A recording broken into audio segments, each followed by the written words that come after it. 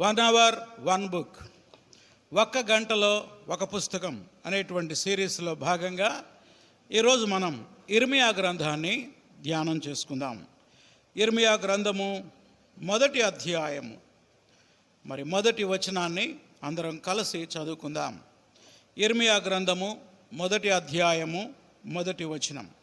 బెన్యామీను దేశమందలి అనాతోతులో కాపురమున్న యాజకులలో ఒకడై హిల్కియా కుమారుడైన ఇర్మియా వాక్యములు. తలలు వంచండి, ప్రార్థన చేసుకుందాం. ప్రేమగల తండ్రి, ఒక గంటలో ఒక పుస్తకం అనే సిరీస్లో భాగంగా ఈ దినం ఇర్మియా గ్రంథాన్ని మేము అధ్యయనం చేస్తూ ఉండగా, ఈ అధ్యయనం మా ఆత్మీయ జీవితాలకు ఎంతో ఆశీర్వాదకరంగా, దీవెనకరంగా చేయండి. నిలవబడిన మీ దాసుడు బలహీనుడు, మీరే బలపరచండి. ప్రతి అపవిత్రత మీ రక్తంతో కడగండి, శుద్ధి చేయండి. యోగ్యమైన పాత్రగా మీ దాసుని వాడుకొనండి. ఈ వాక్యాన్ని వినడానికి బైబిల్ స్టడీకి వచ్చిన ప్రతి బిడ్డను బట్టి వందనాలు చెల్లిస్తున్నాం. వారందరికీ ఈ బైబిల్ స్టడీ ఎంతో బ్లెస్సింగ్గా, ఆత్మీయంగా బలపరిచేదిగా ఉండటానికి సహాయం చేయమని యేసు నామములో అడుగుతున్నాం తండ్రి, ఆమేన్.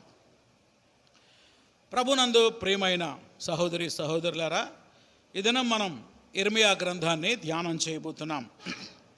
మరి ఇర్మియా గ్రంథంలో 52 అధ్యాయాలు ఉన్నాయి. ఎన్ని అధ్యాయాలు ఉన్నాయి చెప్పండి? 52 అధ్యాయాలు ఉన్నాయి. మరి ఈ యొక్క పుస్తకాన్ని వ్రాసినటువంటి కాలం క్రీస్తు పూర్వం 627 నుండి 586 మధ్య కాలంలో. క్రీస్తు పూర్వం 627 నుండి 586 మధ్య కాలంలో మరి ఈ గ్రంథం వ్రాయబడినట్లుగా మనం చూస్తాం. మరి ప్రవక్తల గురించి మరి కొన్ని పరిచయ వాక్కులు గత వారం మీకు చెప్పినప్పుడు ప్రవక్తలు 3 రకాలని చెప్పాను. చెరకు ముందున్న ప్రవక్తలు, చెరలో ఉన్న ప్రవక్తలు, చెర తర్వాత ఉన్న ప్రవక్తలు. ఇర్మియా అనేటువంటి భక్తుడు చెరకు ముందున్నటువంటి ప్రవక్త. ఈయన కాలంలోనే, ఈయన జీవించిన కాలంలో, ఈయన ప్రవచనాలు చెప్తున్న దినాల్లోనే బబులోను రాజు యూదా మీద దండయాత్ర చేసి మరి యూదా దేశంలో ఉన్నటువంటి అనేక మంది యూదుల్ని బానిసలుగా తీసుకొని వెళ్ళాడు. మరి ఆయన యొక్క పరిచర్య కాలం, మరి ఎంతమంది రాజుల కాలంలో ఈయన ప్రవచనాలు చెప్పాడంటే 5 రాజుల కాలంలో ప్రవచనాలు చెప్పాడు. ఎంతమంది రాజులండి? 5. ఇక్కడ 3 పేర్లు ఉన్నాయి, చదువుదాం మనం. ఇర్మియా గ్రంథం మొదటి అధ్యాయం 2-3 వచనాలు. ఆమోను కుమారుడైన యోషియా, ఇలా సర్కిల్ గీసుకోండి. ఏం పేరు అది? యోషియా. 2వ వచనంలో ఆయన ఒక రాజు. యూదాకు రాజు అయి ఉండగా అతని ఏలుబడి 13వ సంవత్సరమున యెహోవా వాక్కు ఇర్మియాకు ప్రత్యక్షమాయెను. మరియు యోషియా కుమారుడగు యెహోయాకీము, ఈయన ఒక రాజు. రాజు పేరేం పేరు? యూదాకు రాజు అయి ఉండగా యోషియా కుమారుడగు సిద్కియా, ఈయన ఒక రాజు, లాస్ట్ కింగ్. యూదాకు రాజు అయి ఉండగా అతని ఏలుబడిలో 11వ సంవత్సరాంతం వరకు, అనగా ఆ సంవత్సరం 5వ నెలలో యెరూషలేము చెర తీసుకొని పోబడే వరకు ఆ వాక్కు ప్రత్యక్షమగుచు ఉండేను. మరి ఇర్మియా గ్రంథంలో 3 పేర్లు మాత్రమే వ్రాయబడ్డాయి. కానీ ఈ 3 పరిపాలనలో మధ్యలో ఇంకా 2 ఉన్నారు. మొత్తం 5 రాజుల పరిపాలనలో ఆయన ప్రవచనాలు చెప్పాడు. మరి ఆ రాజులు ఎవరు, వాళ్ళ చరిత్ర ఎక్కడుందో చెప్తాను, నోట్ చేసుకోండి. మొట్టమొదటి వ్యక్తి యోషియా, చాలా మంచి రాజు. 22వ రాజుల గ్రంథం 22వ అధ్యాయం 1 నుండి 23వ అధ్యాయం 30 వరకు. 22వ అధ్యాయం 1 నుంచి 23వ అధ్యాయం 30 వరకు. 2వ రాజు పేరు యెహోయాహాజు. ఏం పేరు ఈ రాజుగారి పేరు? యెహోయాహాజు. అదే 2వ రాజుల గ్రంథం 23వ అధ్యాయం 31 నుండి 35 వరకు. 2వ రాజుల గ్రంథం 23వ అధ్యాయం 31 నుండి 35 వరకు. ఇక 3వ రాజు పేరు యెహోయాకీము. ఏం పేరు చెప్పండి? యెహోయాకీము. 23వ అధ్యాయం 36వ వచనం నుండి 24వ అధ్యాయం 7వ వచనం వరకు. 23వ అధ్యాయం 36 నుండి 24వ అధ్యాయం 7వ వచనం వరకు. ఈ యెహోయాకీము గురించి ఇర్మియా గ్రంథం చివరిలో కూడా ఉంది. ఆ రెఫరెన్స్ కూడా చెప్తా, రాసుకోండి. 25వ అధ్యాయం 27 నుండి 30 వచనాలు. 25వ అధ్యాయం 2వ రాజుల గ్రంథం చివరిలో కూడా ఉన్నది. 25వ అధ్యాయం 27 నుంచి 30 వరకు. ఈ రెఫరెన్స్లన్నీ ఏ గ్రంథంలో నుంచి? 2వ రాజుల గ్రంథం. యెహోయాము కీము గురించి 23వ అధ్యాయం 36 నుంచి 24:7 వరకు, మరియు 2వ రాజుల గ్రంథం 25వ అధ్యాయం 27 నుంచి ఎక్కడి దాకా? 30 వరకు. ఇప్పుడు ఎంతమంది రాజులు వచ్చారు? 3. మొదటి రాజు యోషియా, 2వ రాజు యెహోయాహాజు, 3వ రాజు యెహోయాకీము. తర్వాత 4వ రాజు పేరు యెహోయాకీను. ఏం పేరు? యెహోయాకీను. ఈయనే కొన్యా అని కూడా పిలుస్తారు. ఏం పేరు? కొన్యా అని కూడా పిలుస్తారు. 24వ అధ్యాయం 2వ రాజుల గ్రంథం 24వ అధ్యాయం 8 నుండి 17 వచనాలు. 2వ రాజుల గ్రంథం 24వ అధ్యాయం 8 నుంచి 17 వచనాలు. ఇక లాస్ట్ కింగ్, చిట్ట చివరి రాజు పేరు సిద్కియా. రాజు అయిన సిద్కియా. 24వ అధ్యాయం 18వ వచనం నుండి 25వ అధ్యాయం 7 వచనాల వరకు. 24వ అధ్యాయం 18 నుండి 25వ అధ్యాయం 7 వరకు. ఈ రీతిగా ఈ 5 రాజులు పరిపాలించినటువంటి కాలంలో ఇర్మియా తన ప్రవచనాలను చెప్పాడు. ఈ 5 కూడా చిట్ట చివరి రాజులు. మొత్తం యోధా రాజులు ఎంతమంది? 20 మంది. ఇశ్రాయేల్ రాజులు ఎంతమంది? 19 మంది. ఈ యోధా రాజుల చరిత్ర అంతా మేము మోపరు గ్రామంలో పరిచర్య చేసే దినాల్లో దాదాపు 2 సంవత్సరాలు బోధించాను నేను. వారానికి ఒక రాజు గురించి 4-5 వారాలు చొప్పున. అవన్నీ యూట్యూబ్లో ఉన్నాయి. ఆసక్తి కలిగిన వారు మరి రాము పాస్టర్ 1975 అనేటువంటి యూట్యూబ్లో ప్లేలిస్ట్లో ఉంటుంది, యోధా రాజుల చరిత్ర అని. దానిలో మీరు ఏ రాజు చరిత్ర కావాలంటే ఆ రాజు చరిత్ర వినవచ్చు. తర్వాత ఈ ఇర్మియా ఎవరు అని అంటే, ఆయన ఒక యాజకుడు, నిజానికి ప్రవక్త కాదు. ఎవరాయన? యాజకుడు. అయితే దేవుడు ఆ తర్వాత ఆయన్ని ప్రవక్తగా పిలిచాడు. యాజక వంశంలో పుట్టాడు. తండ్రి పేరు హిల్కియా. తండ్రి పేరు ఏం పేరు? హిల్కియా కుమారుడైన ఇర్మియా. చాలా చిన్న వయసులోనే దేవుడు ఆయన్ని సేవకు పిలిచాడు. ఈ ఇర్మియా గ్రంథంలో మరి ఎన్ని అధ్యాయాలు ఉన్నాయని చూసాం? 52 అధ్యాయాలు. ఈ 52 అధ్యాయాలని మరి 3 ప్రాముఖ్యమైన భాగాలుగా మనం విభజించవచ్చు. మొదటి భాగం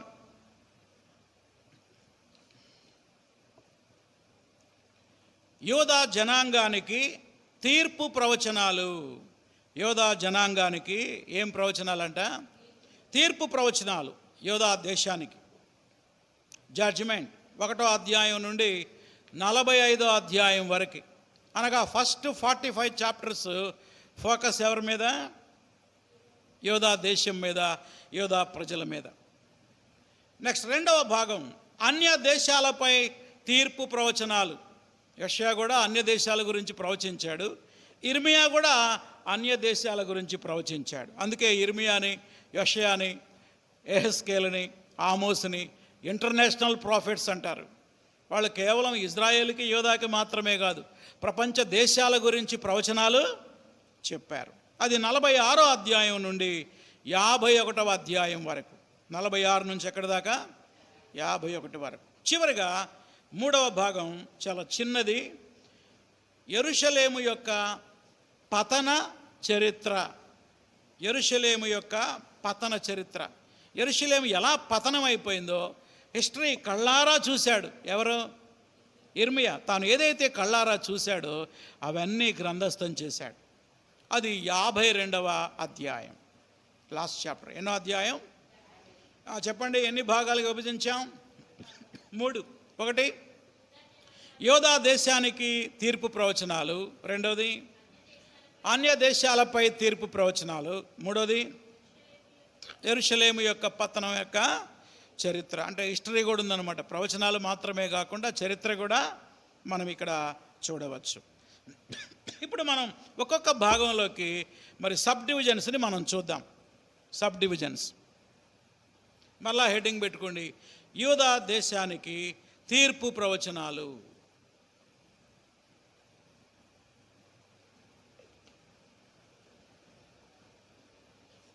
నలభై 45 అధ్యాయాలు. పెద్ద పోర్షన్ ఇది కదా. ఈ 45 అధ్యాయాలని కొన్ని క్లుప్తమైన భాగాలుగా మనం విభజించి ధ్యానిస్తే మనకు ఈజీగా ఉంటుంది. మొదటి భాగం పేరు యూదా ప్రజలకు తీర్పు ప్రవచనాలు. యూదా ప్రజలకు తీర్పు. 1వ అధ్యాయం నుండి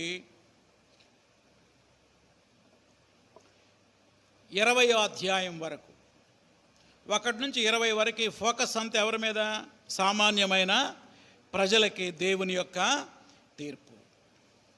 నెక్స్ట్ నెంబర్ 2, రెండవది రాజులకు తీర్పు ప్రవచనాలు. రాజులు యెహోయాకీను, సిద్కియా అనే రాజుల మధ్యలో ఆయన అద్భుతమైన పరిచర్య చేశాడు. రాజుగారి దగ్గరికి వెళ్ళి డైరెక్ట్గా చెప్తాడు, సిద్కియా నిన్ను అరెస్ట్ చేస్తారు, నువ్వు ఓడిపోతావు అని చెప్తా ఉంటాడు. నీ చేతులు కాళ్ళు సంకెళ్ళు వేసి బంధించి నిన్ను బబులోనికి గొలుసులతో గట్టి ఈడ్చుకెళ్తారని చెప్తాడు. అంత పవర్ఫుల్ ప్రాఫిట్ అనమాట. ఎవరు? ఇర్మియా. అది 21వ అధ్యాయం నుండి 21వ అధ్యాయం 1 నుండి 23వ అధ్యాయం 8 వరకు.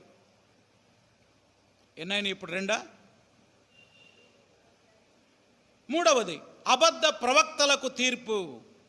ఇర్మియా ఎంత యథార్థంగా పరిచర్య చేస్తూ ఉంటే కొంతమంది అబద్ధ ప్రవక్తలు బయలుదేరారు. వాళ్ళు ఇర్మియా చెప్పేదానికి వ్యతిరేకంగా చెప్తూ ఉంటారు. అబద్ధ ప్రవక్తలకు తీర్పు. 23వ అధ్యాయం 9వ వచనం నుండి 25వ అధ్యాయం వరకు. 25వ అధ్యాయం ఎన్ని వచనాలు ఉన్నాయి చూడండి. 25వ అధ్యాయంలో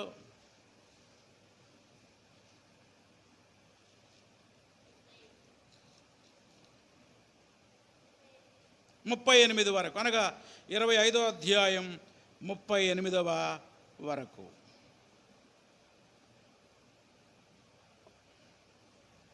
రాజులకు ప్రవచనాలు చెప్పాడు. ఇంకెవరో చెప్పాడు? అబద్ధ ప్రవక్తలకి ప్రవచనాలు చెప్పాడు. ఇప్పుడు చెప్పండి, ఇటు రాజుల్ని ఖండిస్తూ ఉన్నాడు, యాజకుల్ని ఖండిస్తూ ఉన్నాడు, అబద్ధ ప్రవక్తల్ని ఖండిస్తూ ఉన్నాడు. అందరు నా వైపు చూడాలి. వాళ్ళందరూ శ్రద్ధగా విని ఆయనకి మెడలో దండలేస్తారా? మరి ఏం చేస్తారు? హింసిస్తారు. ఎవరిని? ఇర్మియాని. అదే నెక్స్ట్ భాగం, 4వ భాగం పేరు ఇర్మియా యొక్క హింసలు, నిందలు. ఇర్మియాని క్రూరంగా హింసించారు. ఇర్మియా యొక్క హింసలు. అబద్ధ ప్రవక్తలు హింసించారు, రాజులు హింసించారు, యాజకులు హింసించారు, సామాన్యమైన ప్రజలు కూడా హింసించారు. ఇర్మియా యొక్క హింసల గురించి 26వ అధ్యాయం నుండి 29వ అధ్యాయం వరకు. 26 నుంచి ఎక్కడి దాకా? 29. ఎప్పుడు ఏడుస్తూనే ఉంటాడు ఈయన. అందుకే ఈయన ఏమంటారంటే కన్నీటి ప్రవక్త అంటారు, విలపించే ప్రవక్త. అందుకే తర్వాత ఒక పుస్తకం రాశాడు, విలాప వాక్యములు అని. ఆ పుస్తకం రాసింది కూడా ఎవరు? ఇర్మియానే. నెక్స్ట్ తర్వాత భాగం పేరు ఇప్పుడు ఎన్నైనాయండి? 4. 5వది యెరూషలేము యొక్క పునర్నిర్మాణం. యెరూషలేము యొక్క పునర్నిర్మాణ ప్రవచనాలు. యెరూషలేం పతనం అయిపోయిన 70 సంవత్సరాల తర్వాత ఏమైంది? మళ్ళా తిరిగి కట్టబడుతుంది. చెర నుండి వాళ్ళు మళ్ళా తిరిగి వస్తారు. ఏ విధంగా యెరూషలేము పునర్నిర్మాణం జరుగుతుందో, చెర నుండి యూదులు ఎలా తిరిగి వస్తారో, ఈ విషయాలన్నీ కూడా 30వ అధ్యాయం నుండి 33వ అధ్యాయం వరకు మనం చూడవచ్చు. 30 నుండి 33 వరకు.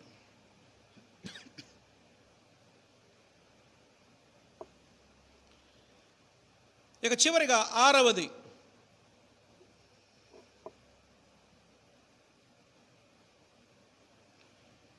యెరూషలేము పతనానికి ముందు సందేశాలు. యెరూషలేము పతనానికి ముందు సందేశాలు. యెరూషలేము పతనం అవడానికి ముందు అద్భుతమైనటువంటి ప్రవచన సందేశాలు అందించాడు ఇర్మియా. అవి 34 నుండి 36 వచనాలు, అధ్యాయాలు. 34 నుండి ఎక్కడి దాకా? 36 అధ్యాయాలు.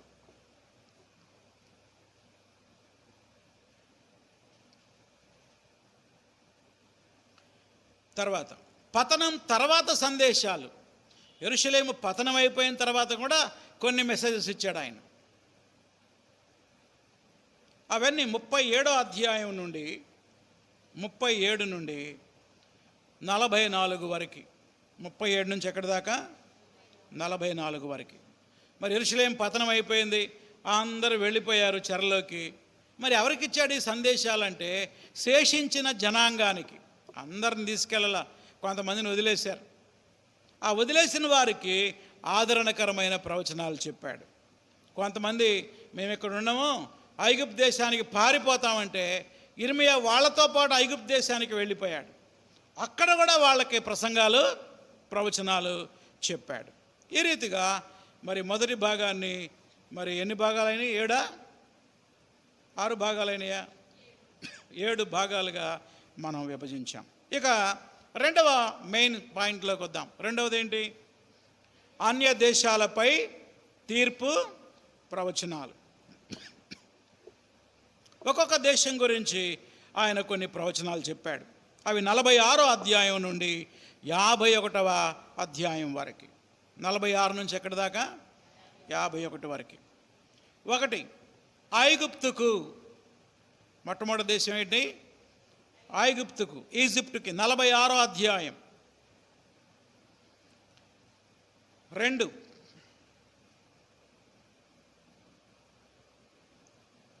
ఫిలిస్తీ దేశానికి. 47 అధ్యాయం.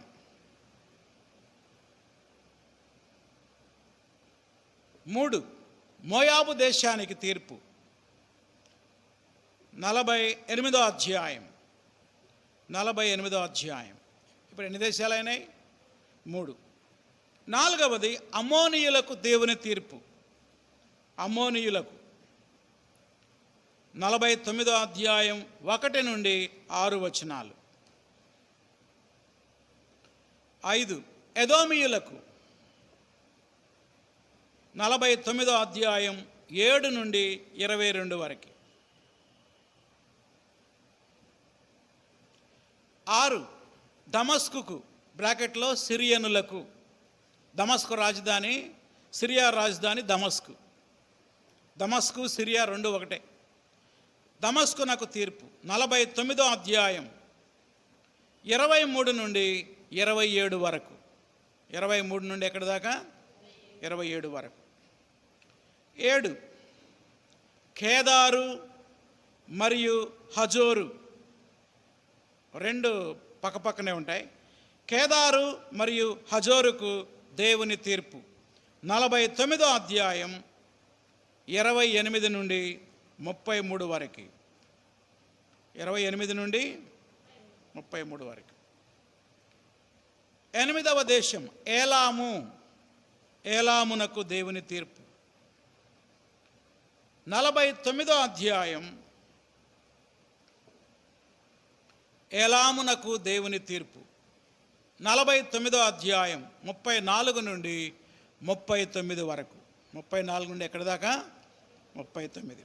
చివరిగా 9వ దేశం బబులోనుకు దేవుని తీర్పు. ఇప్పుడు బబులోను వాళ్ళు వచ్చి యోధా మీద దండయాత్ర చేశారు కదా. ఆ దండయాత్ర చేసిన బబులోను కూడా దేవుడు ఒకరోజు ఏం చేస్తాడు? తీర్పు తీరుస్తాడు. 50-51 అధ్యాయాలు. 50వ అధ్యాయం మరియు 51వ అధ్యాయం. ఈ రీతిగా 9 దేశాల గురించిన ప్రవచనం. ఇక చివరిగా 3వ భాగం ఏంటి చెప్పండి? యెరూషలేము యొక్క పతన చరిత్ర. యెరూషలేము యొక్క పతన చరిత్ర 52వ అధ్యాయంలో మనం చూడవచ్చు. ఈ అధ్యాయాన్ని కూడా 4 భాగాలుగా మనం విభజన చేయవచ్చు. యెరూషలేము పట్టబడుట. 1 నుండి 11 వచనాలు. యెరూషలేము పట్టబడుట 1 నుంచి 11 వచనాలు. యెరూషలేము నాశనం. యెరూషలేమును నాశనం చేయుట. ఆ దేవాలయాన్ని పడగొట్టాడు, ప్రాకారాలని పడగొట్టాడు, గుమ్మాలకు నిప్పు పెట్టేశాడు, అందమైనటువంటి పట్టణాన్ని శ్మశానంలాగా బొందలగడ్డలాగా మార్చివేశాడు. అది ఎలా నాశనమైందో 12వ వచనం నుండి 23వ వచనంలో మనం చూడొచ్చు. 12 నుంచి ఎక్కడి దాకా? 23. ఇక సి, బబులోను చెర. బబులోను చెరలోకి రాజులను, యూదులను ఎలా తీసుకెళ్ళాడో ఆ చరిత్ర అంతా 24వ వచనం నుండి 30వ వచనం వరకు. 24 నుంచి ఎక్కడి దాకా? 30వ వచనం వరకు. ఇక చివరిగా 4వది యెహోయాకీను యొక్క విడుదల. యెహోయాకీము, కీను కాదండి, అది ఏంటది? కీము. యెహోయాకీము యొక్క విడుదల 31 నుండి 34 వరకు.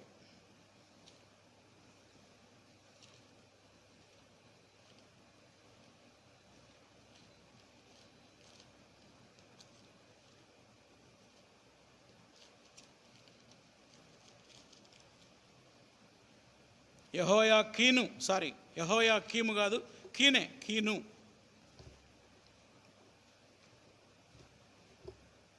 ఒకసారి చదవండి ఆ వచనాన్ని. 31వ వచనం. యోధా రాజు అయిన యెహోయాకీను. ఓకే. ఇందాక 2వ రాజుల గ్రంథంలో చివర రెఫరెన్స్ చెప్పాను చూడండి ఒకసారి, అది కూడా రాసుకోండి. యెహోయాకీము గురించి చరిత్ర 23వ అధ్యాయం 36 నుంచి ఎక్కడ దాకా చెప్పాను? 24:7. మరియు అని చెప్పే కదా, అది కొట్టేసుకోండి.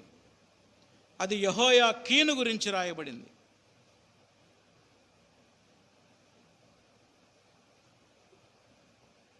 ఇరవై 25వ అధ్యాయం 27 నుంచి 30 వరకు. ఇవన్నీ ఒకేలా ఉంటాయి కాబట్టి కొంత కన్ఫ్యూజ్ అవుతూ ఉంటాం అన్నమాట. ఈ రీతిగా ఇర్మియా గ్రంథాన్ని 3 ముఖ్యమైన భాగాలుగా, కొన్ని సబ్ డివిజన్స్గా మనం చేయవచ్చు. ఇప్పుడు ఒక్కొక్క అధ్యాయంలో నుంచి 52 అధ్యాయాల్లో నుంచి మరి ఒక్కొక్క విషయం నేర్చుకోవాలంటే చాలా టైం పడుతుంది. దానికి ముందుగా మరికొన్ని విషయాలు చెప్తాను. ఇర్మియా యొక్క సమకాలీన ప్రవక్తలు, ఇర్మియా ప్రవచిస్తున్న దినాల్లో మరికొంతమంది ప్రవక్తలు కూడా ప్రవచించారు. వాళ్ళు ఎవరో మనం చూద్దాం. ఇర్మియాకి ముందు నహూము, జఫన్యా. ఎవరికి ముందు? ఇర్మియాకి ముందు. అంటే ఇర్మియా ఉన్నప్పుడే, కాకపోతే ఇర్మియాతో పాటు వాళ్ళు కూడా ఉన్నారు. వాళ్ళు కొంచెం ముందుగా ప్రవచనాలు మొదలుపెట్టారు. ఎవరికంటే ముందు? ఇర్మియా కంటే ముందు. ఎవరెవరు వాళ్ళు? నహూము, జఫన్యా. నెక్స్ట్, ఇర్మియా కాలంలో, ఇర్మియా ప్రవచిస్తున్న దినాల్లో మరొక ప్రవక్త కూడా ప్రవచించాడు. ఆయన పేరు హబక్కూకు. చిన్న ప్రవక్త. ఏం పేరు ఆయన పేరు? హబక్కూకు.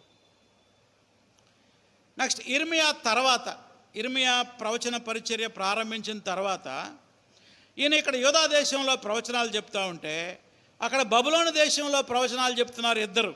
ఎవరో చెప్పగలరా? నేను పోయినసారి చెప్పా. దానియేలు, యెహెజ్కేలు. ఎవరెవరు వాళ్ళు? దానియేలు, యెహెజ్కేలు.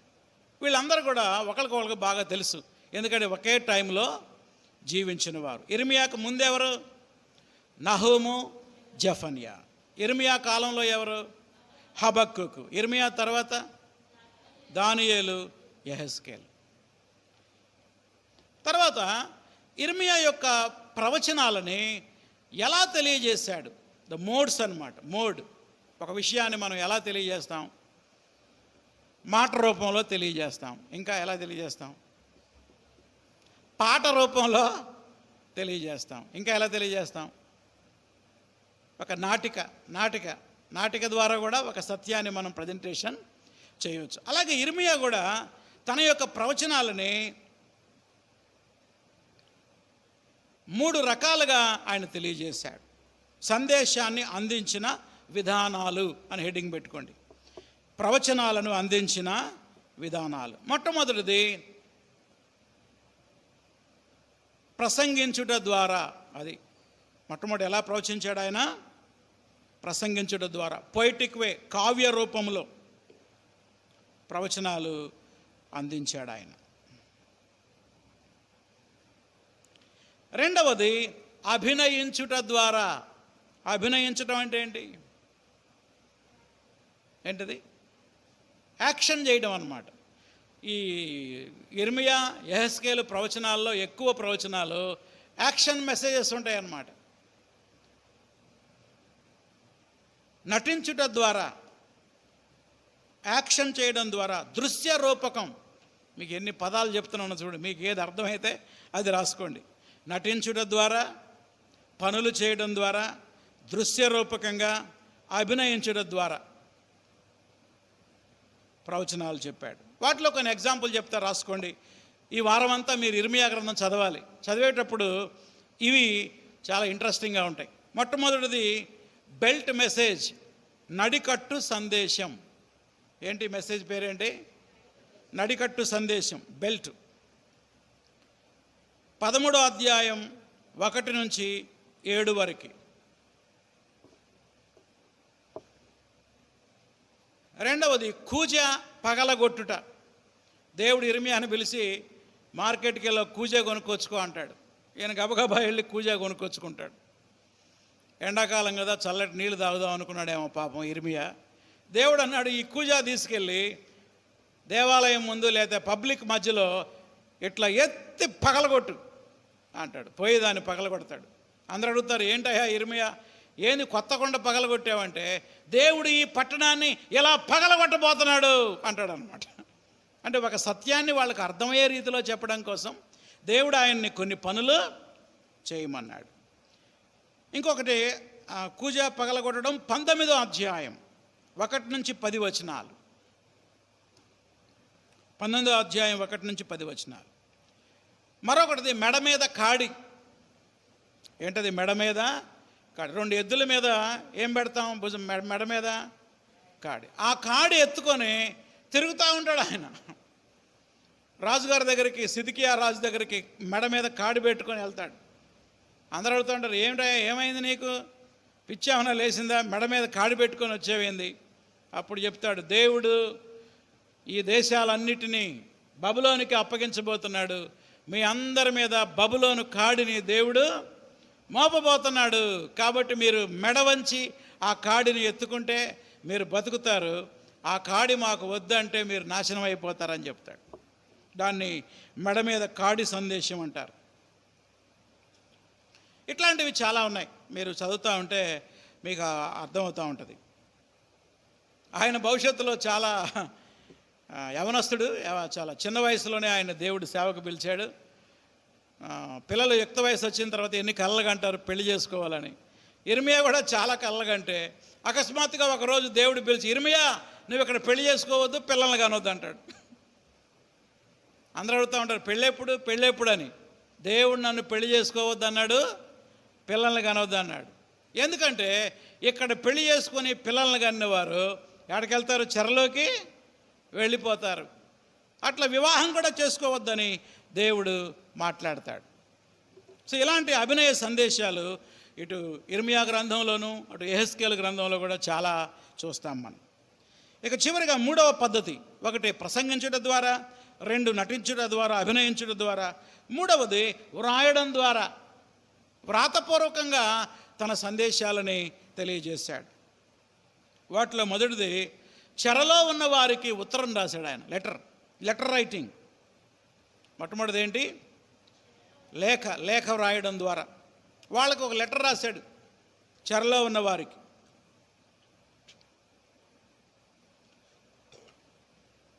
రెండవది ఇర్మియా గ్రంథాన్ని వ్రాయడం ద్వారా. ఇప్పుడు మనం ధ్యానించే గ్రంథం ఎవరు రాశారు? ఇర్మియా ఎలా రాశాడంటే తన సొంత చేత్తో రాయలా. దేవుడు ఆయనకు ఒక సెక్రటరీని ఇచ్చాడు. ఆ సెక్రటరీ పేరు సేవకురాలు తప్ప ఎవరైనా చెప్పగలరా? ఎప్పుడు చదవలేదా ఇర్మియా గ్రంథం అసలు జీవితంలో? ఒక్కసారి కూడా చదివిన వాళ్ళు చేయొద్దండి. మీరు చదివారు కాబట్టి మీరు ఆన్సర్ చెప్పగలగాలి. ఇర్మియా గ్రంథాన్ని రాసినటువంటి వ్యక్తి ఎవరు? చెప్పిందేమో ఇర్మియానే. ఆయన చెప్తా ఉంటే ఒక ఆయన కూర్చొని రాశాడు. కష్టమేనా? బారూకు, ఏం పేరు రాసుకోండి అక్కడ, బారూకు ద్వారా రాయించాడు. బారూక్ అనే సెక్రటరీ ఇర్మియా ప్రవచనాలు చెప్తా ఉంటే కూర్చొని రాస్తూ ఉన్నాడు. ఇర్మియా గ్రంథం 2 సార్లు రాయబడింది. మొదటిసారి రాసి రాజుగారికి ఇస్తే, జాగ్రత్తగా నా వైపు చూడండి అందరూ, అది చలికాలం. బారూకు తీసుకెళ్ళి చదువుతూ ఉంటే అధిపతులు తీసుకెళ్ళి రాజుగారికి అందిస్తారు. ఈ యెహోయాకీముకి ఈ దేశం ఓడిపోతుంది, బబులోను వాళ్ళు గెలుస్తారు, మనందరం బానిసలుగా వెళ్ళిపోతామని పాపం ప్రయాసపడి బారూకు ఇర్మియా గ్రంథం రాస్తే, అందరూ చూడండి నా వైపు, అతను చలిమంటేసుకుంటా ఇర్మియా గ్రంథాన్ని ముక్కలు ముక్కలుగా చాకుతో కోసి ఆ మంటల్లో పడేస్తాడని. ఇర్మియా గ్రంథం మొత్తం తగలబడిపోయింది. అప్పుడు దేవుడు మళ్ళా ఇర్మియాని పిలిచి, ఇర్మియా, బారూకు చేత మళ్ళీ 2వసారి ఇర్మియా గ్రంథం రాయమంటాడు. ఆ 2వసారి రాసిన గ్రంథమే ఇప్పుడు బైబిల్లో ఉన్న గ్రంథం. కాబట్టి ఇర్మియా గ్రంథం ఎన్నిసార్లు రాయబడింది? 2 సార్లు. యెహోయాకీము అనే దుర్మార్గుడైన రాజు బైబిల్ని తగలబెట్టాడు. ఈ రోజుల్లో కూడా చాలామంది బైబిల్ని తగలబెడతా ఉన్నారు. బైబిల్ని నాశనం చేయాలని ప్రయత్నం చేసిన వాళ్ళు ఎంతోమంది ఉన్నారు. కానీ చరిత్రలో వాళ్ళు కలిసిపోయారు, కానీ బైబిల్ మాత్రం కలిసిపోలేదు. బైబిల్ ఇంకా బ్రతికే ఉంది, అది ఇంకా యుగయుగాలు ఉంటుంది. ఎందుకని దేవుడు ఎప్పుడో అన్నాడు, ఆకాశం భూమి గతించిపోతుంది కానీ నా మాటలు అన్నాడు గతించిపో. ప్రభు యొక్క 2వ రాకడ వరకు, క్రొత్త ఆకాశం క్రొత్త భూమి వచ్చేంత వరకు దేవుని వాక్యం నిలిచి ఉంటుందన్న సంగతి మనం జ్ఞాపకం ఉంచుకోవాలి. ఎవరైనా బైబిల్ని కాల్ చేస్తే, వామ్మో కాల్ చేశారని భయపడాల్సిన పనేం లేదు. ఎప్పుడో కాల్ చేశాడు, ఎవరో రాజు అయినా యెహోయాకీము. అయినా అది నాశనం అయిపోయిందా? ఇప్పుడు మన చేతుల్లో కూడా వచ్చింది. సుమారు 2800 సంవత్సరాల క్రితం రాయబడినటువంటి గ్రంథం యెహోయాకీము రాజు తగలబెట్టిన, అది ఇప్పటికీ ఇంకా సజీవంగా మన మధ్యలోనే ఉన్నది.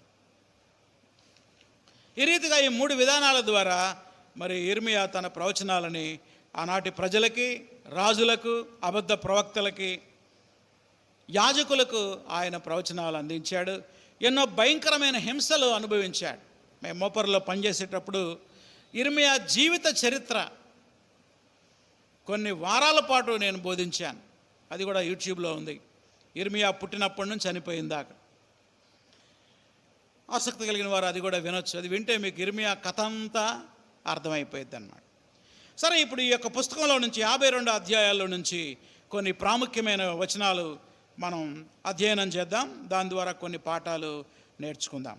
మొదటి మాట, ఇర్మియా గ్రంథం 1వ అధ్యాయంలోకి రండి. 1వ అధ్యాయంలో ఇర్మియా యొక్క పిలుపు ఏంటి? 1వ అధ్యాయం థీమ్ అంతా ఇర్మియా యొక్క పిలుపు. చాలా చిన్న వయసులోనే దేవుడు ఇర్మియాని తన సేవ నిమిత్తం పిలిచాడు. Very early age. చూడండి 4-5 వచనాలు. యెహోవా వాక్కు నాకు ప్రత్యక్షమై ఇలాగూ సెలవిచ్చెను. దేవుడు ఏమంటున్నాడు ఇర్మియాతో? గర్భములో నేను నిన్ను రూపింపక మునిపే నిన్నెరిగితిని. అండర్లైన్ చేసుకోండి ఆ మాట.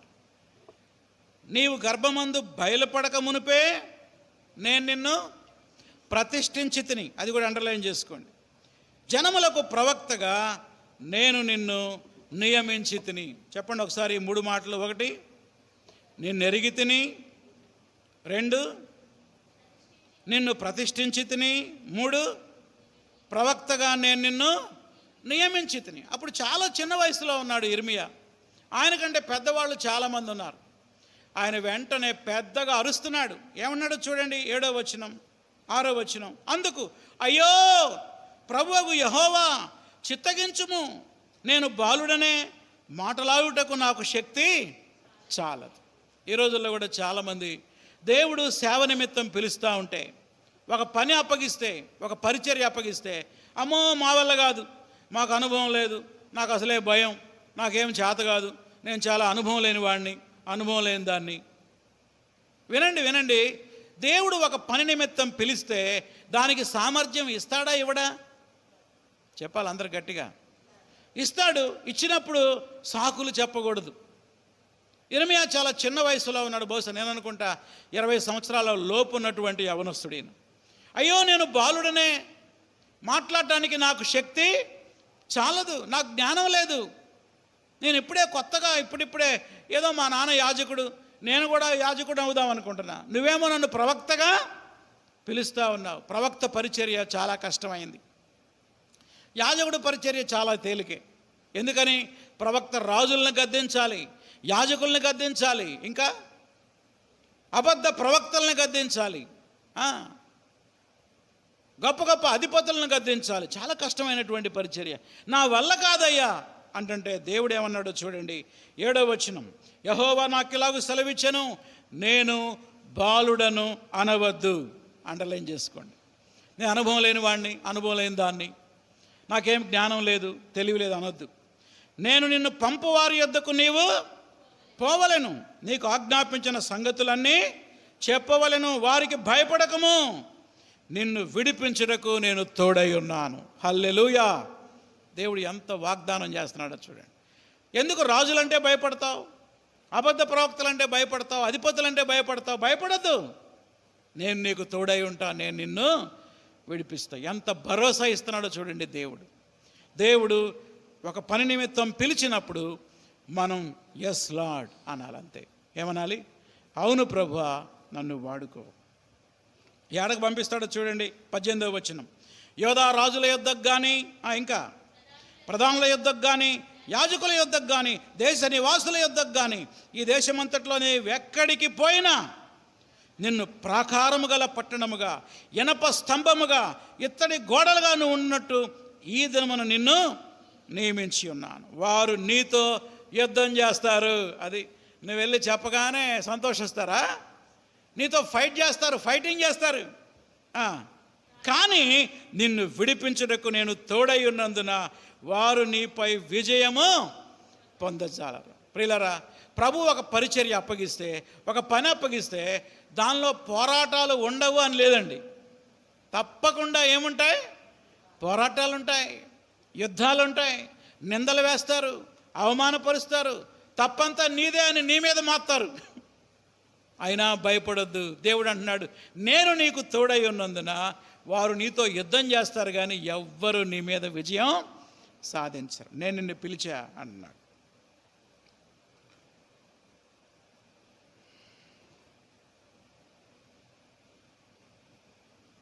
పదవ వచనం. పెళ్ళగించుటకును, విరగొట్టుటకు, నశింపజేయుటకు, పడద్రోయుటకు, కట్టుటకు, నాటుటకు నేను ఈ దినమున జనముల మీద, రాజ్యముల మీద నేను నిన్ను నియమించి ఉన్నాను. ప్రియమైన దేవుని బిడ్డలారా, దేవుడు సంఘములో నీకు ఒక పరిచర్య ఇస్తే, సహవాసంలో ఒక పరిచర్య ఇస్తే దానికి ఓకే ప్రభు, అవును ప్రభు, నేను సిద్ధమే అని ముందుకు రావాలి.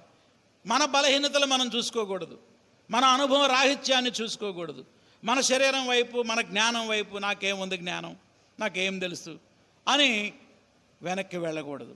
దేవుడు పిలిచినప్పుడు మనం దానికి లోబడితే దేవుడు అద్భుతంగా మనల్ని వాడుకుంటాడు. దేవునికి స్తోత్రం. అది మొదటి పాఠం. ఇక రెండవ విషయాన్ని మనం చూద్దాం. రెండవదిగా, అన్యజనుల ఆచారాలు పాటించకూడదు. 10వ అధ్యాయంలోకి రండి. ఇర్మియా గ్రంథం 10వ అధ్యాయం. ఇర్మియా గ్రంథం 10వ అధ్యాయం. ఆనాటి ఇశ్రాయేలీయులు యెహోవా దేవుణ్ణి విసర్జించి అన్య దేవతల్ని పూజిస్తున్నారు. ప్రాముఖ్యంగా వాళ్ళు పూజించే దేవత పేరు ఆకాశరాణి. ఏంటి ఆ దేవత పేరు? ఆకాశరాణి అంట. ఆకాశరాణి పూజిస్తున్నారు. ఆకాశంలో నక్షత్రాలను పూజిస్తున్నారు వాళ్ళు. 10వ అధ్యాయం 1వ వచనం. ఇశ్రాయేలు వంశస్థులారా, యెహోవా మిమ్మును గూర్చిన సెలవిచ్చిన మాట వినండి. యెహోవా సెలవిచ్చినదేమనగా, అన్య జనముల ఆచారములను అభ్యసింపకుడి. అవి నేర్చుకోబాకండి అంటున్నాడు. అవి నేర్చుకోబాకండి. ఆకాశమందు అగపడే చిహ్నములకు జనములు భయపడును, అయితే మీరు వాటికి భయపడకుడి. పెన్నుతో అండర్లైన్ చేసుకోండి. అమావాస్య అంటే ఎంత భయమో కొంతమందికి. ఆకాశంలో అగపడే చిహ్నం అది. అమావాస్య వచ్చిందంటే శుభకార్యం చేయకూడదు. ఇవన్నీ ఎవరయ్యండి? అన్ని జనులు చేసే పనులు. ఇందాకనే ఒక సిస్టర్ ఫోన్ చేసింది సేవకురాలకి. ఫోన్ చేసి, అక్క శ్రావణ మాసం అంటే భయం వేస్తుంది అక్క, ఆషాఢ మాసం అంటే భయం వేస్తుంది అక్క అంటాను. ఆమె దేవుని నమ్ముకున్న బిడ్డే, దేవుని సన్నిధికి వచ్చే బిడ్డే. ఎందుకు శ్రావణ మాసం అంటే భయం? ఆషాఢ మాసం అంటే ఎందుకు భయం? అమావాస్య అంటే ఎందుకు భయం నీకు? కీడు జరిగిద్దేమో, అది జరిగిద్దేమో, ఇది జరిగిద్దేమో. దేవుని నమ్ముకున్న బిడ్డలమైన మనము ఆకాశంలో కనబడే ఆ అమావాస్యకి, ఆ రాసులకి, ఆ రేఖలకి ఎన్నడూ భయపడకూడదు. రాసులకు భయపడకూడదు, ఎవరికి దేనికి భయపడకూడదు. దీనికి అంతా ఎవరు భయపడతారంట? అన్ని జనులు భయపడతారు, మీరు మాత్రం భయపడదు. ఎందుకో తెలుసా? ఆకాశాన్ని భూమిని సృష్టించిన వాడు ఎవరు? దేవుడు. ఆయన మన తండ్రి. ఆయన పిల్లలమైన మనకి ఆయన కీడు చేసే దేవుడు కాదు, కాదు, కాదు. 3వ వచనం, ఎందుకు ఆచారాలు అభ్యసించొద్దు అంటున్నాడంటే, జనముల ఆచారములు వ్యర్థములు. జనాలు ఆచరించే ఆచారాలు ఏమైనా ఉపయోగకరమైనయా? కాదు. పాపం వాళ్ళకు తెలియదు, వాళ్ళు తెలియక అలాంటివి పాటిస్తున్నారు. కానీ ప్రభువుని నమ్ముకొని మారు మనసు పొంది బాప్తీసం తీసుకున్న నీవు నేను అన్యజనుల ఆచారాలని అనుసరించకూడదు. అన్యజనులు భయపడ్డట్టు అమావాస్యకి భయపడకూడదు, పౌర్ణమికి భయపడకూడదు, అమావాస్యకి భయపడకూడదు. మంచి రోజు చెడ్డ రోజు అని భయపడతారు. ఈరోజు ఏం రోజు? మంచి రోజేనా? అమ్మో చవితి మంచిది కాదు, పంచమి భలే మంచిది, మంచివాడు, అది మంచిది, ఇది మంచిది. ఇవన్నీ ఎవరిది? దేవుడు చెప్పాడా? అన్యజనులయా? అన్యజనులు భయపడుతున్నారు. కానీ దేవుని బిడ్డలమైన మనం భయపడాల్సిన పని లేదు. ప్రతిరోజు మంచి రోజే. ఇదే దినం ప్రభు చేసినది. ఉత్సహించి ప్రభువుని మనం స్తుతించాలి. అది 2వ పాఠం. 3వదిగా నేర్చుకోవాల్సింది ఏంటంటే, మనుషులపై ఆధారపడక దేవునిపైనే ఆధారపడాలి. చెప్పండి, మనుషులపై ఆధారపడక ఎవరి మీద ఆధారపడాలి? చూడండి 17వ అధ్యాయం ఇర్మియా గ్రంథం 17వ అధ్యాయం ఇర్మియా గ్రంథం 17వ అధ్యాయం 5వ వచనం నుండి 8వ వచనం చదువుతున్నాను నేను. 5 నుండి 8 వరకు. యెహోవా ఇలాగు సెలవిచ్చుచున్నాడు, నరులను ఆశ్రయించి శరీరులను తనకు ఆధారముగా చేసుకొనుచు తన హృదయము యెహోవా మీద నుండి తొలగించుకునేవాడు శాపగ్రస్తుడు. ఆగండి, ఎవరు శాపగ్రస్తులు? నరులను ఆశ్రయించేవాడు, శరీరాలనే తనకు ఆధారంగా చేసుకునేవాడు. సందర్భం చెప్తా, జాగ్రత్తగానండి. ఎప్పుడైతే బబులోను వాళ్ళు అటాక్ చేయడానికి సిద్ధంగా వస్తున్నారో వెంటనే వీళ్ళు పోయి ఐగుప్తు మీద ఆధారపడతా ఉంటారు. ఎవరు? యోధా ప్రజలు. దేవుడు అంటాడు, ఎందుకు ఐగుప్తు మీద ఆధారపడతారు? బబులోను మీద మీరే గెలవలేరు, నేనే బబులోను పంపిస్తున్నా మీ మీదకి. Instead of depending on God, దేవుని మీద ఆధారపడటానికి బదులుగా వారు ఈజిప్ట్ మీద ఆధారపడుతున్నారు. అందుకే దేవుడు అంటున్నాడు, నరులను ఆశ్రయించి శరీరం తనకు ఆధారముగా చేసుకొనుచు తన హృదయం యెహోవా మీద నుండి తొలగించుకునేవాడు ఎవరంట? శాపగ్రస్తుడు. ఎలా ఉంటాడు వాడు? వాడు ఎడారిలోని అరుహా వృక్షము వలె ఉంటాడు. ఎడారిలో చెట్టు ఎలా ఉంటుందండి? పచ్చగా నిగనిగలాడతా పూలు కాయలు ఉంటాయా? చెప్పండి.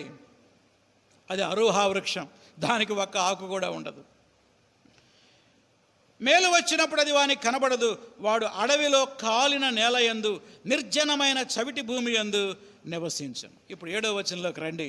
యెహోవాను నమ్ముకొని వాడు ధన్యుడు. బా, చక్కటి మాట. నరులను ఆశ్రయించేవాడేమో శాపగ్రస్తుడు, జీవము గల దేవుణ్ణి నమ్ముకునేవాడు ఎవరంట? ధన్యుడు. ఎందుకంటే యెహోవా వానికి ఆశ్రయంగా ఉంటాడు. వాడు కూడా ఒక చెట్టే. ఎలాంటి చెట్టు? జలముల యొద్ద నాటబడిన చెట్టు వలె ఉంటాడు. అది కాలువల ఓరన దాని వేళ్ళు తన్నును, వెట్ట కలిగిన దానికి భయపడదు. దాని ఆకు ఎలా ఉంటుంది? పచ్చగా ఉంటుంది. వర్షం లేకపోయినా సరే చింత నొందదు, కాపు మానదు. దేవరాజు గారు ఈ వచనం మీద ఒక పాట రాశారు. నీటి యూట యోద్ధ నాటబడితే మీ వేరు తన్ని ఎదిగి ఫలి ఎంతుము, చింతపడము మన కాపు మానము, యేసు కృప చాలును. నీటి యూట యొద్ద నాటబడినటువంటి వారుగా ఉంటారు. ఎవరు? మనుషుల్ని ఆశ్రయించేవారా? దేవుని నమ్ముకునేవాళ్ళ? దేవుణ్ణి ఆశ్రయించేవారు. కనుక దేవుని బిడ్డలారా, మనకి ఏ కష్టం వచ్చినా బాధ వచ్చినా మనుషుల వైపు కాకుండా ఎవరి వైపు చూడాలి? మనం దేవుని వైపు చూడాలి. ఇక 4వ అంశం, నేర్చుకోవలసిన 4వ పాఠం, మనం ఎక్కడికి వెళితే అక్కడ ఆ పట్టణం కొరకు, ఆ దేశం కొరకు మనం ప్రార్థన చేయాలి. దేవుడు మనల్ని ఏ దేశంలో తీసుకెళ్తే ఆ దేశం గురించి, ఏ రాష్ట్రానికి తీసుకెళ్తే ఆ రాష్ట్రం గురించి, ఏ పట్టణానికి తీసుకెళ్తే ఆ పట్టణం గురించి మనం ఏం చేయాలి? ప్రార్థన చేయాలి. ఒకవేళ మీరు ఈ చీరాల్లో పుట్టి పెరిగిన వాళ్ళు కాకపోవచ్చు, ఎక్కడి నుంచో వచ్చి ఇక్కడ మీరు సెటిల్ అయ్యారేమో. దేవుడు మిమ్మల్ని తీసుకొచ్చి ఈ చీరాల పట్టణంలో ఉంచారు కాబట్టి ఈ పట్టణం యొక్క క్షేమం కొరకు ఏం చేయాలి? మనం ప్రార్థన చేయాలి. ఒకవేళ దేవుడు మిమ్మల్ని అమెరికా తీసుకెళ్ళాడు అనుకోండి, అక్కడ ఉన్నటువంటి ఆ దేశ క్షేమం కొరకు మీరు ప్రార్థన చేయాలి. ఒకవేళ భారతదేశంలోనే మరొక రాష్ట్రానికి, బెంగళూరు దేవుడు తీసుకెళ్ళాడు అనుకోండి ఉద్యోగరీత్యా, అక్కడ ఉన్నటువంటి ఆ పట్టణం కొరకు, ఆ నగరం కొరకు మనం ప్రార్థన చేయాలి. ఈ మాట ఎక్కడుందంటే ఇర్మియా రాసిన లెటరు 29వ అధ్యాయం 7వ వచనం. ఇర్మియా గ్రంథం 29వ అధ్యాయం 7వ వచనం. ఇర్మియా ఒక ఉత్తరం రాస్తున్నాడు. ఎవరికంటే? చెరలో ఉన్న యూదులకు రాశాడు. యోధా దేశం నుండి బబులోను చెరలో ఉన్న యూదులకి. 5వ వచనం చదువుతున్నాం. 5వ వచనం నుండి, ఇళ్ళు కట్టించుకొని వాటిలో నివసించండి. ఎక్కడ? బబులోను దేశంలో. తోటలు నాటి వాటి ఫలాలు అనుభవించండి. పెళ్ళిళ్ళు చేసుకోండి, కుమారులను కుమార్తెలు కనండి. అక్కడ మీకు ఏమీ తక్కువ లేకుండా అభివృద్ధి పొందుటకై వారు కుమారులు కుమార్తెలు కన్నట్లు మీ కుమారులకు పెళ్ళిళ్ళు చేయండి, మీ కుమార్తెలకు పురుషుల్ని సంపాదించండి. ఇప్పుడు చూడండి 7వ వచనం. నేను మిమ్మును చెరగొనిపోయిన పట్టణము యొక్క క్షేమము కోరి దాని కొరకు యెహోవాను ప్రార్థన చేయుడి. అండర్లైన్ చేసుకోండి. మీరు బబులోను దేశం గురించి ప్రార్థన చేయాలి. ఎందుకు? దాని క్షేమము మీ క్షేమమునకు కారణమగును. That is the reason. Chirala పట్టణ క్షేమం కోసం ప్రార్థన చేసావనుకో, ఆ పట్టణ క్షేమం ఎవరి క్షేమానికి కారణమైద్ది? మన క్షేమం కొరకు. మనం కొన్ని వారాలుగా Karamchedu bridge, Karamchedu railway gate దగ్గర ట్రాఫిక్ చాలా ఎక్కువ అవుతుందని అండర్ గ్రౌండ్ బ్రిడ్జి కొరకు ప్రార్థన చేస్తున్నాం. దేవుడు మన ప్రార్థన విని అండర్ గ్రౌండ్ బ్రిడ్జి వేసాడు అనుకోండి, ఈ చీరాల పట్టణ ప్రజలు క్షేమంగా ఉంటారు. ఈ పట్టణంలో మనం నివసిస్తున్నాం కాబట్టి మనం కూడా క్షేమంగా ఉంటాం. కనుక ఇర్మియా భక్తుడు అంటున్నాడు, నేను మిమ్మును చెరగొనిపోయిన పట్టణము యొక్క క్షేమము కోరి దాని కొరకు యెహోవాను ప్రార్థన చేయుడు. ఎందుకు? దాని క్షేమము మీ క్షేమమునకు కారణమగును. ఎంత గొప్ప మాట చెప్పాడండి దేవుడు. ఎందుకు మీ పిల్లలకు పెళ్ళిళ్ళు చేయండి, ఇల్లు కట్టించుకోండి అంటున్నాడంటే 70 సంవత్సరాలు మీరు అక్కడే ఉండాలి. ఎక్కడ? బబులోను దేశంలో. అబద్ధ ప్రవక్తలు అంటున్నారు 70 కాదు, రెండేళ్లలో అందరూ తిరిగి వస్తారని చెప్తున్నారు. వీళ్ళెవరు? అబద్ధ ప్రవక్తలు. ఇర్మియా చెప్పేది అబద్ధం. 70 ఏళ్ళు అని చెప్తున్నాడు ఆయన. 70 ఏళ్ళు కాదు, విదిన్ 2 years రెండేళ్లలో పోయిన వాళ్ళందరూ వస్తారని రాజులకు చెప్తా ఉన్నారు. అది అబద్ధం.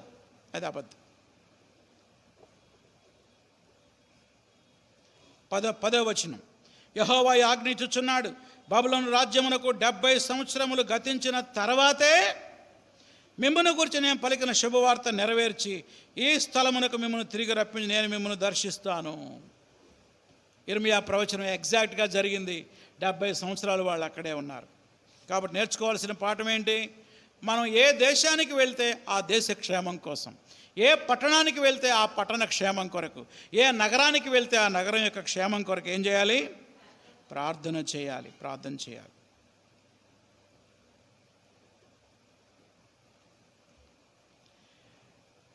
మరొక పాఠం, నేర్చుకోవలసిన మరొక పాఠం ఏంటంటే, మనల్ని చంపాలని ఎవరు కుట్ర పన్నినా దేవుడు మనల్ని కాపాడుతాడు. మనల్ని చంపాలని ఎవరు కుట్ర పన్నినా ఎవరు కాపాడుతారంట? దేవుడు మనల్ని కాపాడుతాడు. చూడు 36వ అధ్యాయంలోకి రండి. 36వ అధ్యాయం, ఇర్మియా గ్రంథం 36వ అధ్యాయం. యెహోయాకీము రాజు బైబిల్ని తగలబెట్టాడు. ఇర్మియా గ్రంథాన్ని తగలబెట్టినప్పుడు దేవుడు ఎలా ఇర్మియాని బారూకుని కాపాడాడో మనం చూద్దాం.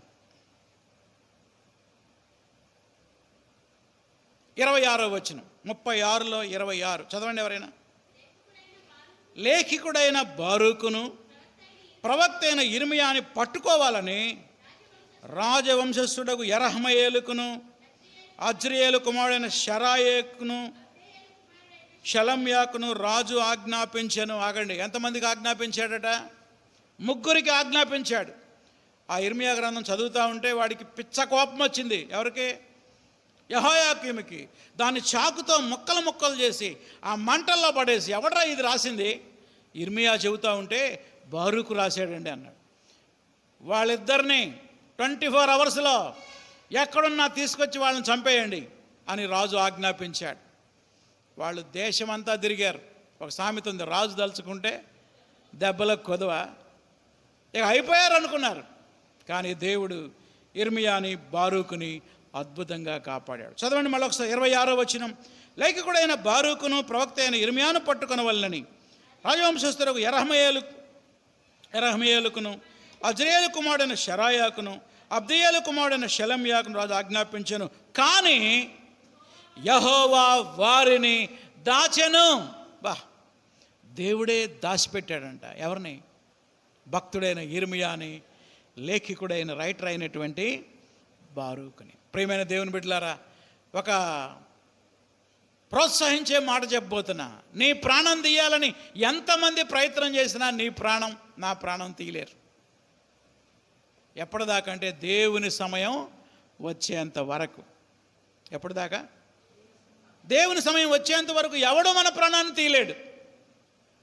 కాబట్టి ఏ వ్యక్తికి భయపడొద్దు, ఏ శక్తికి అప్పుడప్పుడు శత్రువులు అంటారు, నీ ప్రాణం నా చేతిలో ఉంది, నీ సావు నా చేతిలో ఉంది అంటారా?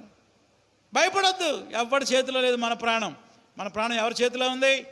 దేవుని చేతిలో ఉంది. ఆయన సమయం వచ్చేంత వరకు మన ప్రాణం ఎవరు తీయలేరు. అందుకే నేర్చుకోవాల్సిన గొప్ప పాఠం ఏంటంటే, ఏ వ్యక్తికి భయపడొద్దు, ఏ శక్తికి భయపడొద్దు. దేవుని సమయం వచ్చింది అనుకోండి, ఎవరు ఆపలేరు దాన్ని. అదే అర్థమైందా? వాళ్ళ గాడ్స్ టైం వస్తే ఎవరైనా ఆపగలరా? ఎవరు ఆపలేరు. కనుక దేవుని బిడ్డలు ఎప్పుడు ధైర్యంగా ఉండాలి. ఎలా ఉండాలి? ధైర్యంగా ఉండాలి. అద్భుతంగా దేవుడు ఆ మాట అండర్లైన్ చేసుకున్నారా? యెహోవా వారిని ఏం చేశాడు? దాచెను. ఈ గ్రంథంలో స్త్రీలు కూడా ఉన్నారండి. స్త్రీలు, యిర్మీయా గ్రంథంలో స్త్రీలు ఎవరున్నారో ఒకసారి చెప్పి నేను ముగించేస్తాను. మొదటిగా రోదనము చేయు స్త్రీలు. ఎవరంట వీళ్ళు? రోదనము చేయు స్త్రీలు. 9వ అధ్యాయం 17వ వచనం చూడండి. 9:17 సైన్యములకు అధిపతిగా యెహోవా సెలవిచ్చున్నాడు, ఆలోచింపుడి, రోదనము చేయు స్త్రీలను కనుగొనుడి, వారిని పిలవనంపుడి. తెలివిగల స్త్రీలను కనుగొనుడి, వారిని పిలవనంపుడి. 20వ వచనం, మీరు చెవియొగ్గి ఆయన నోట మాట ఆలకించుడి. స్త్రీలారా, మీ కుమార్తెలకు రోదనం చేయడం నేర్పండి, ఒకరినొకరు అంగలార్పు విద్య నేర్పండి. ఎందుకు ఈ రోదనం చేసే స్త్రీలను పిలవాలి? ఎందుకో చెప్తున్నాడు. 21వ వచనం, వీధుల్లో పసిపిల్లలు లేకుండా, రాజమార్గాల్లో యవనులు లేకుండా వారిని నాశనము చేయుటకై మరణం మన కిటికీలు ఎక్కుచున్నది, మన నగరంలో ప్రవేశిస్తుంది. ప్రియులారా, యిర్మీయా కాలంలో, పాత నిబంధన కాలంలో ఎవరైనా చనిపోయినప్పుడు ఏడవడానికి కూలీలు వచ్చేవాళ్ళు. కూలీలు, వాళ్ళని రోదనము చేసే స్త్రీలు అంటారు. వాళ్ళ వృత్తి ఏంటంటే, ఎవరైనా చచ్చిపోయినప్పుడు ఆడకు పోయి ఏం చేస్తారు? ఏడుస్తూ ఉంటారన్నమాట. ఏడుస్తూ ఉంటారు. మన కాలంలో అయితే ఎవరైనా చనిపోయినప్పుడు బాంబులు పేలుస్తారు. ఇప్పుడు ఎవరైనా చనిపోతే డప్పు వాయిస్తూ ఉంటారు. కానీ పాత నిబంధన బైబిల్ కాలంలో ఎవరైనా చనిపోయారంటే కొంతమంది కూలికి వచ్చి ఏడుస్తూ ఉంటారు. వాళ్ళ పేర్లేంటి? రోదనము చేసే స్త్రీ. దేవుడు అంటున్నాడు, రోదనం చేసే స్త్రీలను పిలవండి. ఎందుకంటే మరణం మన కిటికీలు ఎక్కుతుంది. ప్రతి ఇంట్లో శవమే. ఎక్కడ దొరుకుతారు? మరి దొరుకుతారా? అందుకే మీ కుమార్తెలకి రోదనం చేసే విద్యని నేర్పండి అని దేవుడు పిలుపునిస్తూ ఉన్నాడు. దీని మీద పాట కూడా రాశారు ఒకళ్ళు, రోదనము చేయ నేర్పండి, అంగలార్పు విద్య నేర్పండి అని రాశారు. కాబట్టి రోదనం చేసే స్త్రీలు ఈ యొక్క గ్రంథంలో ఉన్నారు. నేర్చుకోవాల్సిన గొప్ప పాఠం ఏంటంటే, మరణము ఎప్పుడు వస్తుందో మనకు తెలియదు కనుక మన పిల్లలను రక్షణలోకి నడిపించుకోవాలి. మనం సిద్ధంగా ఉండాలి. ఇంకొక స్త్రీలు ఉన్నారు, యోధా స్త్రీలు. యోధా దేశంలో కొంతమంది స్త్రీలు ఉన్నారు. వారు జీవము గల దేవుణ్ణి విసర్జించి ఆకాశరాణిని పూజిస్తున్నారంట. ఎవరిని పూజిస్తున్నారు? ఆకాశరాణి. 44 అధ్యాయం 24, 25 వచనాలు. 44 అధ్యాయం 24, 25 వచనాలు. బైబిల్ తీసి చూడండి. మరియు ఇర్మియా ప్రజలందరినీ, స్త్రీలందరినీ చూచి, అదిగో స్త్రీలందరినీ చూచి 25 ఇశ్రాయేలు దేవుడును సైన్యములకు అధిపతి యెహోవా ఈ మాట చెప్తున్నాడు, ఆకాశరాణికి ధూపం వేయదమని, ఆమెకి పానార్పణములు అర్పిస్తామని, మేము మొక్కుని మొక్కుబడులు నిశ్చయముగా నెరవేరుస్తామని మీరు మీ భార్యలు మీ నోటితో పలికి మీ చేతులతో నెరవేరుస్తున్నారే, నిజంగానే మీ మొక్కుబడులు మీరు మొక్కుదురు, నిజంగానే మీ మొక్కులు మీరు నెరవేరుతారు. వాళ్ళు జీవము గల దేవుణ్ణి విసర్జించి ఆకాశరాణిని పూజించేటువంటి వ్యక్తులుగా స్త్రీలు కొంతమంది ఉన్నారు ఇర్మియా కాలంలో. ఇది చాలా భయంకరమైనటువంటి పాపం. జీవము గల దేవుణ్ణి మనం నమ్ముకున్నాం, ఇంకెన్నడూ కూడా వెనక్కి తిరిగి మనం చూడకూడదు. ఏ కష్టం వచ్చినా ఎవరి మీద ఆధారపడకూడదు, దేవుని మీదనే ఆధారపడాలి. చాలా విషయాలు ఉన్నాయి. ఒక్కొక్క అధ్యాయాన్ని ఈ వారం అంతా చదవండి. 52 అధ్యాయాలు ఉన్నాయి కదా. ఎన్ని అధ్యాయాలు? 52. రోజుకి 8 అధ్యాయాలు చదివితే వారం రోజుల్లో ఈ పుస్తకం అయిపోయింది. రోజుకి ఎన్ని అధ్యాయాలు? 8 చదవండి. ప్రార్థనాపూర్వకంగా చదవండి. దేవుడు అనేక విషయాలు మనతో మాట్లాడతాడు. ప్రార్థన చేసుకుందాం. తలలు వంచండి. చిన్న ప్రార్థన మన హృదయంలో చేసుకుందాం. దేవుడు ఒకవేళ తన సేవ నిమిత్తం నిన్ను పిలిస్తే ఇర్మియా వలె నువ్వు కూడా సాకులు చెప్తావా? ఒక పరిచర్య నీకు అప్పగిస్తే నాకు అనుభవం లేదు, నాకు జ్ఞానం లేదు, నేను నిలబడలేను అంటావా? దేవుడు వాగ్దానం చేస్తున్నాడు, నేను నీకు తోడై ఉంటా, నీ నోట నా మాట ఉంచుతానని దేవుడు అంటున్నాడు. ప్రార్థన చేసుకుందాం. ప్రభువా, నీ పిలుపుకు లోబడే మనసు ఇమ్మని ప్రార్థన చేసుకుందాం. అన్యజనుల ఆచారాలకి, ఆకాశ నక్షత్రాలకి భయపడుతున్నావా? అమావాస్యకి భయపడుతున్నావా? ప్రార్థన చేసుకో. ప్రభువా, అన్యుల ఆచారాలు నేను పాటించను, ఏ వ్యక్తికి ఏ శక్తికి నేను భయపడను ప్రభువా అని ప్రార్థన చేసుకుందాం. మనుషుల మీద ఆధారపడుతున్నామా? దేవుని మీద ఆధారపడుతున్నామా? నిన్ను చంపాలని ఎవరు కుట్ర పన్నినా దేవుడు అద్భుతంగా నిన్ను కాపాడుతాడు. దేవుని స్తుతించుదాం. ప్రభువా, నేను ఏ వ్యక్తికి ఏ శక్తికి భయపడకుండా నువ్వున్నావనే ధైర్యం నాకు ఈ ప్రభువా అని ప్రార్థన చేసుకుందాం. ప్రేమగల మా తండ్రి, ఈ రాత్రి వేళ ఈ గురువారం బైబిల్ స్టడీలో మాతో మీరు మాట్లాడిన ప్రతి మాటను బట్టి వందనాలు. ఇర్మియా గ్రంథంలో 52 అధ్యాయాలు మా కొరకు రాయించావు. ఇర్మియా గ్రంథాన్ని యెహోయాకీము చాకుతో కోసి తగలబెట్టినా నాయన నువ్వు మమ్మల్ని మర్చిపోలేదు ప్రభువా. మా కొరకు ఇర్మియా చేత, బారూకు చేత మరో గ్రంథాన్ని రాయించావు. ఆ గ్రంథాన్ని మా కొరకు భద్రపరిచినందుకు వందనాలు. ఈ వారమంతా ఇర్మియా గ్రంథాన్ని మా సంఘములో ప్రతి ఒక్కరూ చదవడానికి సహాయం చేయండి. యూట్యూబ్లో వింటున్న వారు కూడా ఈ వారమంతా చదివి ఆత్మీయ మేలు పొందడానికి సహాయం చేయండి. ఎవరి మీద మేము ఆధారపడకుండా నీ మీదే ఆధారపడటానికి మాకు సహాయం చేయండి. ఇర్మియాకి ఎన్నో హింసలు వచ్చాయి ప్రభువా, అయినా ఆయన పని ఆపలేదు, పరిచర్య చివరి వరకు కొనసాగాడు తండ్రి. అలాంటి ధైర్యం, మనోస్థైర్యం, పట్టుదల ఈ వాక్యాన్ని బోధిస్తున్న నాకు, వింటున్న మా అందరికీ దయచేయమని నజరేయుడైన యేసు నామములో అడుగుతున్నాం తండ్రి. ఆమేన్. ప్రభు యేసు రక్తమే జయం, అపవాది క్రియలకు లయం. ప్రభు యేసు రక్తమే జయం, అపవాది క్రియలకు లయం.